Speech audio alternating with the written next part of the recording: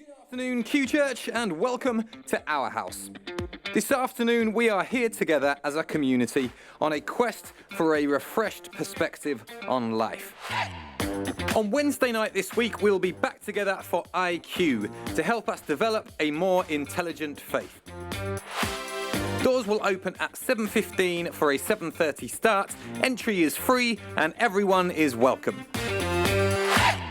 Now, 2 weeks today, we'll be celebrating Christmas at our house on Sunday, the 22nd of December.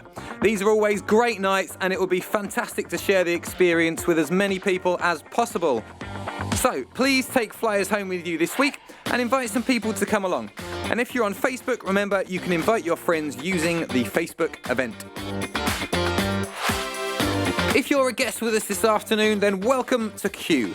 On the pew in front of you, you'll find Welcome to Our House cards, which are there to help us get to know each other. So feel free to fill one in and hand it to a steward.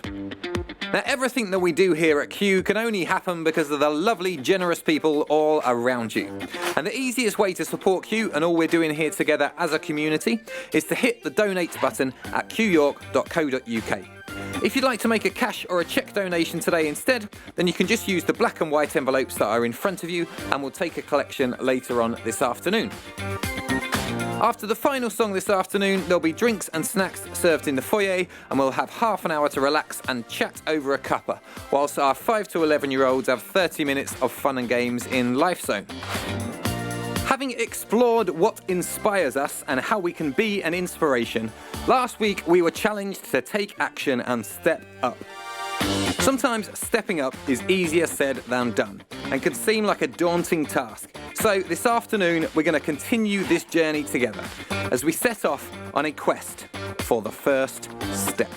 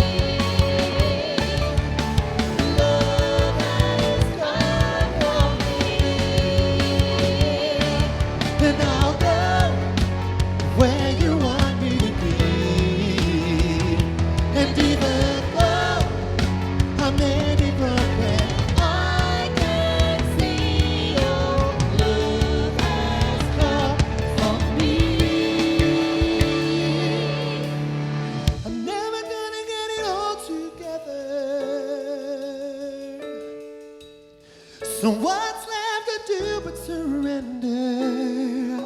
This is where I am, and this is where you start.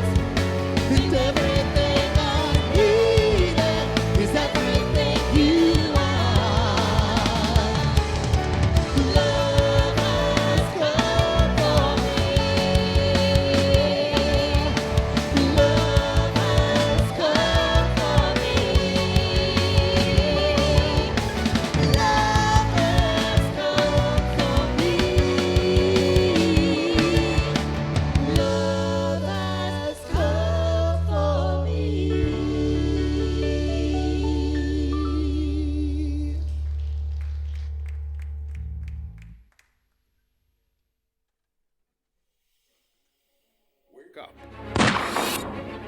Everyone is looking for a convincing story that gives them a sense of purpose. We have one. People are precious. Your life counts. You can thrive. When we know who we are, we know what to do. We believe in new beginnings and second chances. In a joy that overcomes. In a love that endures. We are participating in the restoration of all things. God is love. God is on your side. God keeps no record of wrongs. God is in you. Jesus reveals God's heart. Jesus offers us a revolutionary way of living that we are choosing to follow. We enter this sacred space through faith, hope, and love. Faith is your decision to place your belief and trust in the goodness and faithfulness of God. Hope is the confident expectation that the last word has not been spoken. Love is felt, received, and done. We have been to hell and back and found it's not there, and discovered heaven is where we begin. Welcome to our house.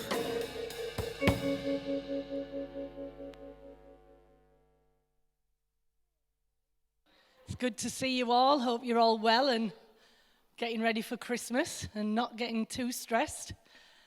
We played that again, the Our House promotional video, because we haven't done it for a while, and a few people in last week for the first time, and sadly they're not in tonight, but we thought it might be nice just to play what is very simply the ethos of this house.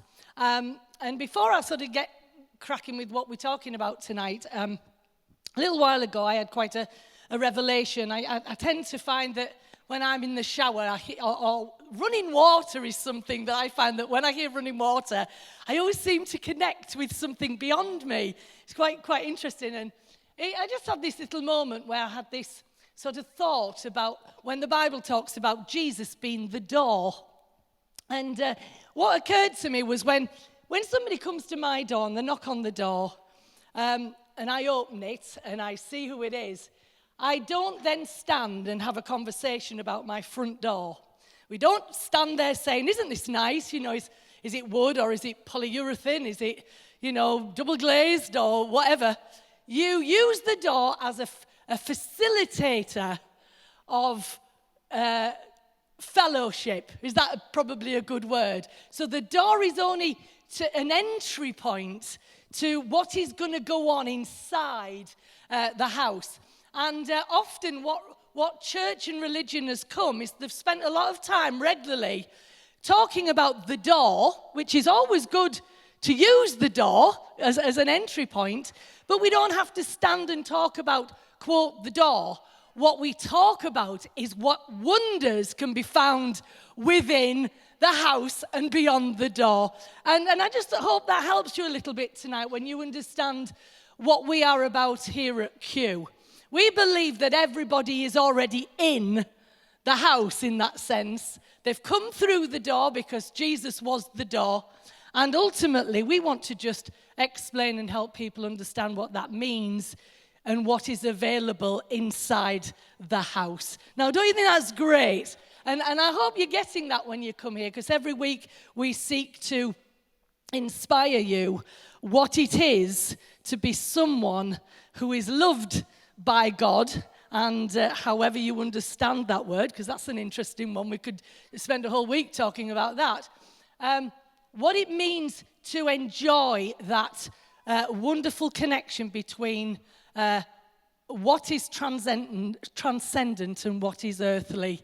You can have an experience of the two coming together. So I hope that just helps a little bit. Now, we're in the Advent period, and it's funny that, up to Christmas, this period is called the Advent. Now, Danny mentioned the other day that Advent is the start of the word adventure. I like that, because you could say that this was the start of a waiting of something, of what was expected and the waiting for the arrival. Now, in Christmas tradition, All it means is coming.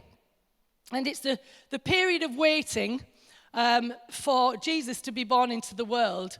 But it's also the acknowledgement of new beginnings and birthings of light into dark experiences and situations. And we feel that this,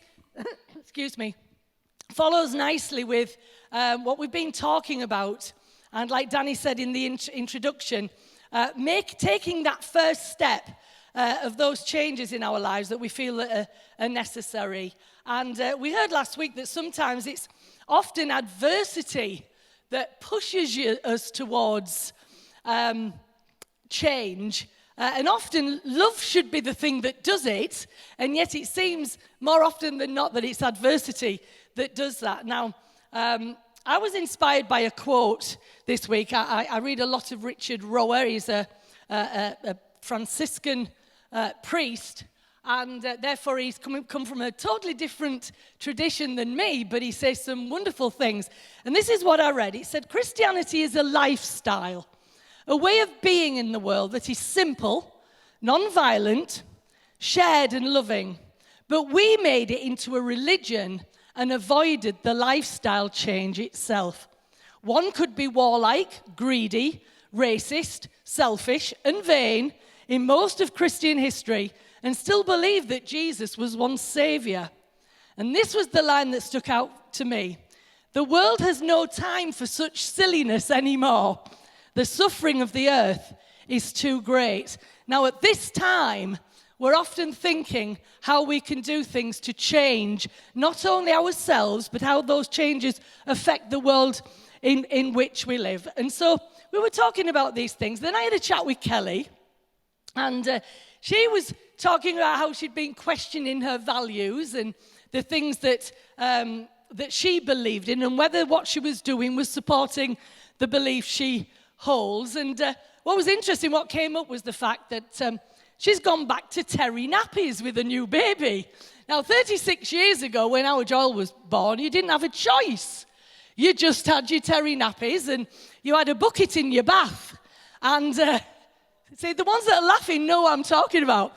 And you used to have to soak these horribly stained nappies in a bucket of Natchasan, which was horrible, wasn't it? And you had to fill up and fill up and fill up until you just could do nothing else but get them in the wash.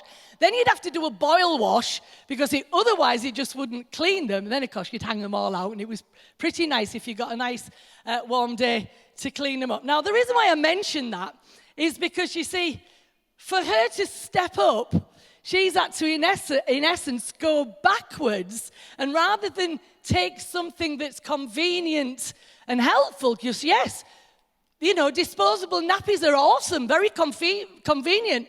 But guess what? They're not disposable. Like, see, that's the joke. They're disposable nappies, but they don't decompose, and they go into landfill, etc. And there's a big hoo-ha about that. Now, I'm not wanting to get political.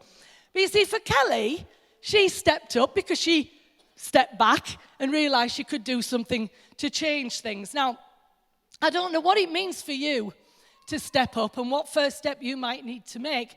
But what I know for sure is that the church doesn't go around telling everybody to do the same thing. There is a spirit of love that comes into one's heart that actually is speaking to us all the time, and it's telling us different things. It is challenges in areas where we, as individuals, need to change. Now, what was interesting the other week, it was Thanksgiving in the United States, and the day after Thanksgiving was what was called Black Friday. And what you get is that people frantically queuing and pushing forward and doing all sorts of crazy things to buy things and acquire items that the day before they were actually thankful for just what they had. Now, come on, can you see how that is what I think what Richard Rohr is talking about? If we're going to say we are followers of Christ in the true term of Christianity, it demands something that is different than just a belief in the next world or what have you. It affects us now. So, we can all be tempted to operate in these ways, and these are the ways where we challenge to change. So, we often get ourselves into messes because we're so desperately looking for love, rather than seeking within to find all those barriers that we've built up against it. And when I live in such a way to protect, acquire, and live for myself, I think I'm quenching a thirst. But what I'm actually doing is just building up barriers to what can actually quench my thirst. And so maybe it's in our attempts to step up. Sometimes it looks more like stepping down. And I don't know, this Christmas, there may be opportunities for you guys with your families where you might have to step up by stepping down. You might not have to have that quarrel or that unfortunate argument, which often happens, but that will be you stepping up to what love is requiring of you. So what is interesting is that we're going to use tonight. Last week we mentioned Viktor Frankl, who said, if you have a why, you can bear almost any how.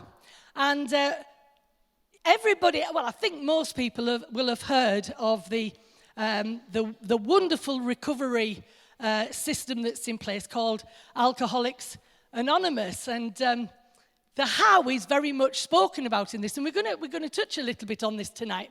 And I don't want anybody to say, but hang on a minute, this is ridiculous. You know, I'm not an alcoholic. But you see, Bill Wilson, one of the co-founders of AA, he recognized that he had a thirst that he could not quench by any amount of alcohol that he took. And he drank to try and make things better. Now, we all have thirsts, and yours might be for approval, yours might be for affirmation, yours might be for perfectionism, or the need to be right. These are just a few things, and we all have our chosen remedies to try and quench those thirsts. But you see, Bill Wilson had to admit that he was powerless over his problem, and this is the first step of the AA problem. He was powerless over his problem, and he had to surrender to a higher power, and that power could restore him to sanity. And I think when we look out into the world, we can see a lot of insanity, and we don't want to be playing that game. So one had to surrender to win the war, but it was stepping down in order to step up, because surrendering feels like a giving up, but actually it's a giving in, and it's very different. And I hope you're going to sort of be moved by this tonight, so that love, that spirit that we believe is constantly hovering, will hover over you and just show you what you might need to do to give in. So we remember this time of year, Mary, who surrendered herself to birth the Holy Child. Her first step was to respond to the "be it unto me," and she was willing to remove all that stood in the way of love being revealed through her. So each of us find ourselves at the bottom of what seems like a very steep staircase between where we are and where we would like to be. But don't let the staircase overwhelm you. Just focus on the first step, one step at a time. And also don't be tempted to make comparisons about where you feel you should be on the staircase, because this is your journey. The first important step is into the how, is to become aware of what surrounds you and what is required of you. Listening to what the voice of love is saying within, and as the Spirit of God still hovers over us to turn our tragedies into triumphs, our chaos into calm, our darkness into light, we make a start with a new beginning, with a clean slate, ready to write a new chapter of our lives.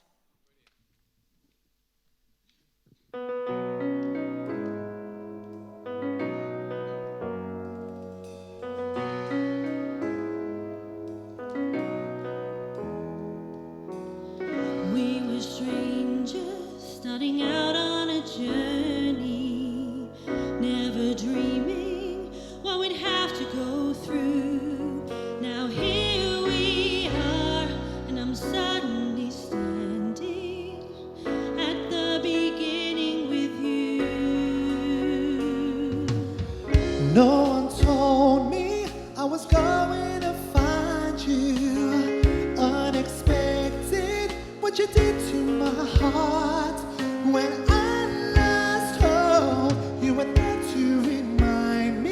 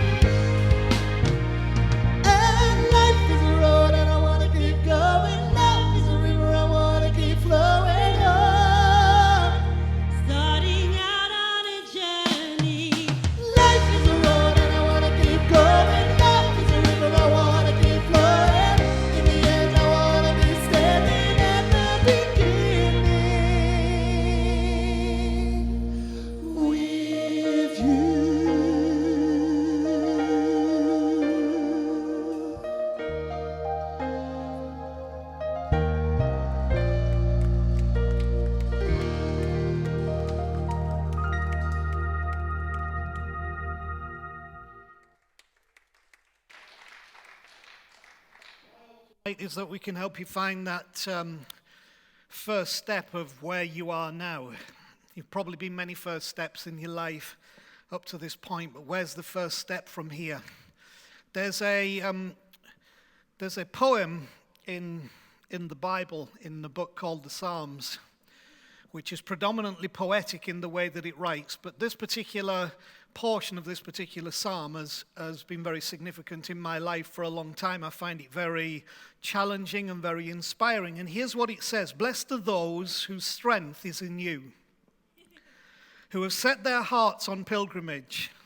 And by that I don't mean going to Rome, Mecca, Jerusalem, or the healing waters of wherever it is that you go, but who set their hearts on pilgrimage as they pass through the valley of Baca. Now that word Baca has got nothing to do with tobacco. It doesn't mean the end of smoking. The valley of Baca simply means in that language the valley of tears, the valley of sorrow. As they pass through the valley of sorrow, the valley of tears, the valley of difficulty, they make it change. They make it a place of springs, so that the autumn rains also cover it with pools. And this is the thing, they go from strength to strength. That steps from strength to strength till each appears before God in Zion. See, success is not a destination. Success is a direction. And whilever you think success is a destination, you will never actually achieve the success that you're looking for, because that destination you will never reach. Because when you think you've reached the destination of the ideal that you feel will be the solution to your life, you'll find it's not what you thought it was, and you will realize that life is actually a pilgrimage, and success is found not in the destination but in the direction. Now, having said that, we desperately need to quantify and qualify what we mean by success. Success is way too often measured in materialistic forms. I know certainly for my generation, coming from, you think you've got austerity now. You know, you should have grown up in my father's generation during the war and post-war period, where you had a ration book and you could only buy certain things at certain times in certain measures. And there was, unemployment and all those kind of things to a heavy degree. So to those people, success was very different, but it was measured in materialistic ways. For my generation, you could summarize it as position, possessions, and power is what we were raised to look for. Now, to the present generations, the problem is that our whole concept of reality has been distorted. You see, we've now been introduced to something called reality television. Now, it's definitely TV. It's definitely TV, I can promise you that. I can also promise you it's definitely not reality. The problem is that subconsciously, as a generation, we now associate with reality with things that are not reality. Love Island is not reality about relationships. The Kardashians are not reality about how you develop your life and become meaningful in society. These are not reality, but we call them reality, and subconsciously it has distorted our whole perspective on what we believe that reality has been. See, what's an influencer? An influencer is some kid who does their hair and does their makeup and is slim and beautiful and goes on the internet and gets 1 million followers, and so we call them influencers. But we're not influenced by the Martin Luther Kings anymore. We're not influenced by the guy from South Africa, Nelson Mandela, and people who actually were reality and were meaningful, but now we become influenced by a distorted thing. So it now becomes about fame, fortune, and Facebook likes. So our success is measured by the number of likes we have on Facebook. And the day is destroyed if somebody doesn't repost the thing that we thought was meaningful or like what it is that we did. And there's even the issue I learned from Facebook. I have to put a like even if I don't like what it is that I'm saying that I like, because if I don't like it, I'm going to upset you because you feel I'm not reading your post and responding. So you now have no value because I didn't say I like what I didn't really like that you said that I ought to like. the whole thing has become distorted. So therefore, the steps to wholeness also become distorted because we find ourselves bound in those things. You know, I believe the greatest objective of all of us is what I call finding home. It's the place of unconditional love, acceptance, and belonging. And that's how you measure success, when you've really found that. I love this statement I read many years ago, and it's still applicable. I spent everything I had to climb the ladder of success, only to find I had the ladder leaning against the wrong wall. See, taking a step in itself is no guarantee of a solution, especially if that step is in the wrong direction.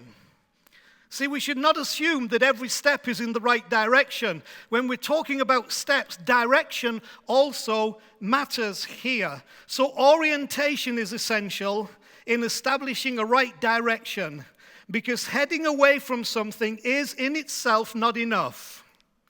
What are you heading towards becomes the question tonight. Maybe that decision will be your first step.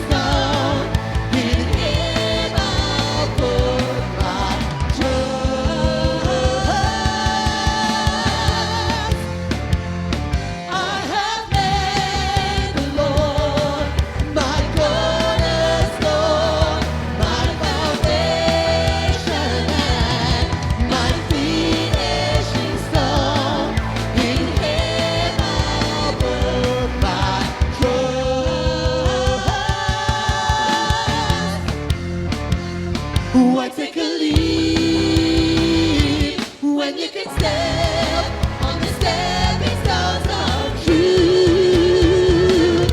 I have made the Lord my cornerstone, my foundation and my finishing stone.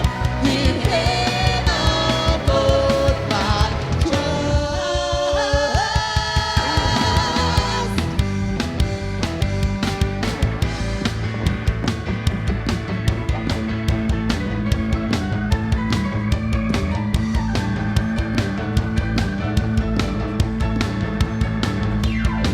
No weapon formed against me shall prosper. The truth, if we are willing to embrace it, is that we're all holics. May not be any of you in here tonight, or maybe just one or two who are alcoholics. We've got a few shopaholics, TVaholics, Facebookaholics, chocoholics, churchaholics, religiousaholics. To some degree, all of us, if we're honest, are holics in some way or another. And it's what do you thirst for that has made you a holic. And what we need to become rather than holics is holics, H-W-H-O-L-I-C-S, holics rather than holics, which is where we're not looking for something beyond and outside to satisfy the inner need, which without doubt is always medicating. I hope you realize that most of what you and I do as a solution to fix who we are is simply medicating the problem and not healing it. See, Alcoholics Anonymous, I love this, is a fellowship of men and women who share their experience, strength, and hope with each other that they may solve their common problem and help others to recover from whatever it is.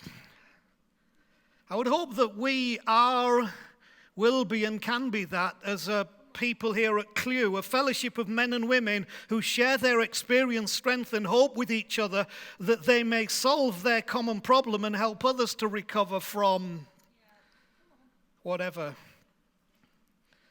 I loved what he did about how. How do you do that? H, honesty. O, open-mindedness. W, willingness. I was raised to be afraid of open-mindedness because that's what any controlling situation will do, because open-mindedness is dangerous. We don't want you to think, we want to think for you, and then we want you to do what we're told you to think. And when you come away from that, it's dangerous, but the truth is the how of it has to bring into it that open-mindedness, that willingness to get broader than the narrow boundaries of our own experience, to break out past that.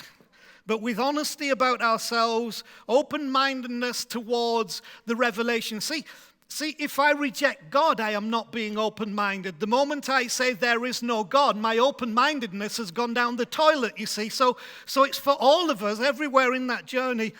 And then the willingness, a willingness to actually give oneself to something beyond oneself. I thought it would be wise just to remind you, if you've never heard them, of the 12 steps of Alcoholics Anonymous, because these are steps, okay? Number 1, we admitted we were powerless over, in this case it's alcohol, for you it's something else, might be your own lack of self-worth, your doubt, your fear, your insignificance, your weight, your independence, your lack of acceptance, whatever. We admitted we were powerless over and that our lives had become unmanageable. 2, we came to believe that a power greater than ourselves could restore us to sanity. I believe that. That's why I'm still in ministry, because I believe that a power greater than ourselves can restore us to sanity. 3, made a decision to turn our will and our lives over to the care of God as we understood him. 4, made a searching and fearless moral inventory of ourselves. 5, admitted to God, to ourselves, and to another human being the exact nature of our wrongs. 6, we're entirely ready to have God remove all these defects of character. 7, humbly asked him to remove our shortcomings. 8, made a list of all persons we had harmed and became willing to make amends to them all. 9, made direct amends to such people wherever possible, except when to do so would injure them or others. 10, continued to take personal inventory, and when we were wrong, promptly admitted it.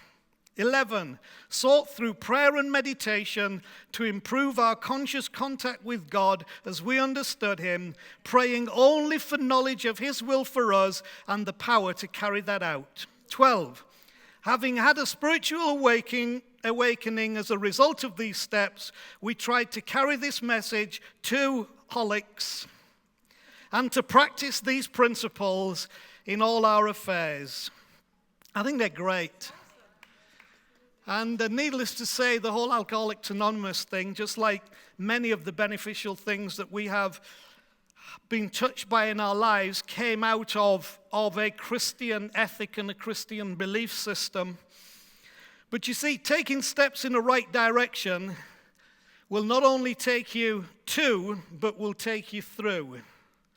And that's the issue. When you're taking these steps in the right direction, it doesn't just take you to something, it takes you through something, because life goes on. And like I said at the beginning, if we make it a destination rather than a direction, when we've got to what we think is the destination, that sticks us there and we get stuck there. But this is a power that takes us through all of those things. And I don't know, but maybe what it has taken you through is actually more important than what it's taken you to.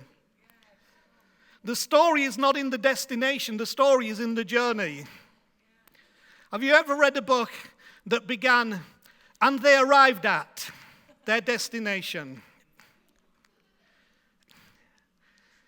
They were going to the Himalayas, and they arrived at the Himalayas. Where does the bulk of the story occur? Between they were going and where they got to is the story that you are all interested in when it's somebody else's life, when it's somebody else's journey, and we think, wow, that was amazing. But the truth is, that's you. If you'll stop and reflect on it, you are that person, and the story's not in the destination, it's in the journey, it's in the steps that you take.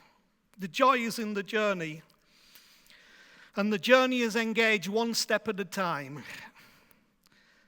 How any of us got and get anywhere is by the same thing, by putting one foot in front of the other, by one step at a time, by one choice at a time. You can look at anybody you hold special, you can look at the biblical story, and you have to realize that for all of it, it only got there by the same process, one step at a time, one choice at a time. It began somewhere, but that was just the beginning of a wonderful journey. Every journey that covers 1,000 miles begins with one step that covers less than a yard, less than a meter.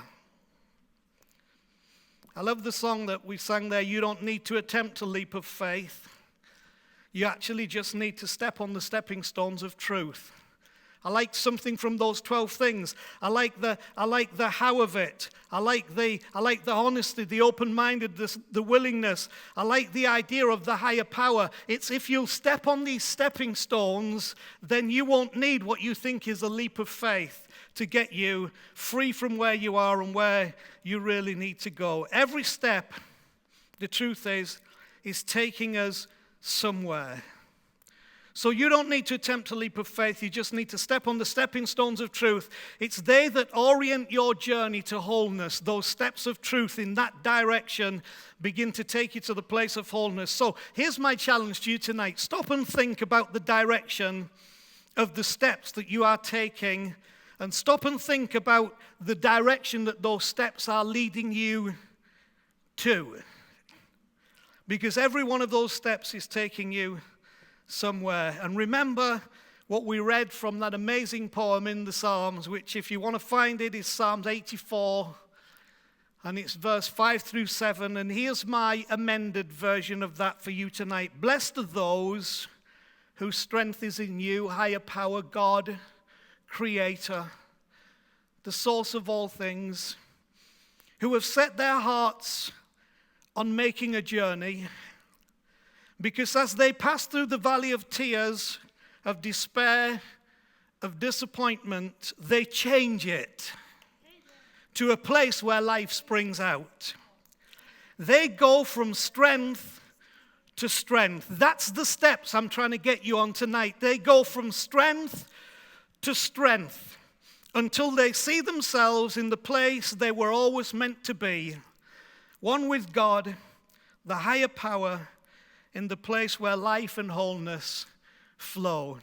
That's where these steps will take you if you'll take the first step.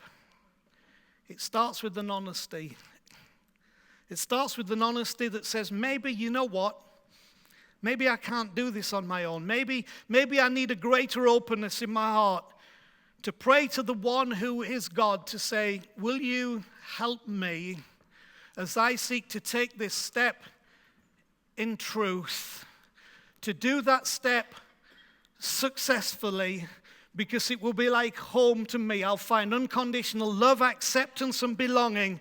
And with each one, I find love, acceptance, belonging. Love, acceptance, belonging. Until we make that journey to the place that is wholeness for all of us, where we have changed from being holics to become holics.